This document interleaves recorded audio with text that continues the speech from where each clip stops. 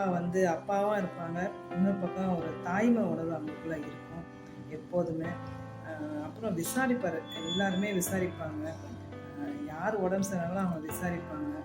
அவங்களுக்கு முடிஞ்ச அளவுக்கு அதனால என்ன முடியுதோ ஒரு ஆயின்மெண்ட்டோ எது வேணாலும் வாங்கி போய் கொடுப்பாங்க. அந்த மாதிரி ரொம்ப விசாரிக்கிற குணம் அவங்களுக்குள்ள இருக்குது. இறந்த பிறகு இன்னும் கூட நாங்கள் நிறைய கேள்விப்பட்டோம், இந்த மாதிரி விசாரிப்பார் அப்பா அப்படின்னு சொல்லுவாங்க. ரொம்ப அன்பாக இருப்பாங்க எல்லாருமே. இன்னும் கேட்டால் யாருக்கா கஷ்டம்னா கண்ணில் தண்ணி கூட வந்துடும், அந்த அளவுக்கு ரொம்ப இறக்க குணமும் இருக்கும். ஆனால் ரொம்ப ஸ்ட்ரிக்டாக இருந்தவங்க ஆக்சுவலாக. அப்பா வந்து ஒரு ரியல் ஹீரோன்னு சொல்லுவேன். ஏன்னா வந்து அப்பா செக்யூரிட்டி ஆஃபீஸர் நடத்தியிருந்தாங்க. செக்யூரிட்டி வந்து ஒரு உண்மையாக இல்லை, போய் பேசிட்டு இருந்தாங்கன்னா இன்னும் கேட்டால் அவங்க ஸ்ட்ரிக்டாக அடிச்சிருவாங்க. அடிச்சுட்டு கோவப்படுவாங்க. அப்போ ஒரு செக்யூரிட்டி வந்து எனக்கு ஞாபகம் இருந்தது மட்டும் சொல்கிறேன்.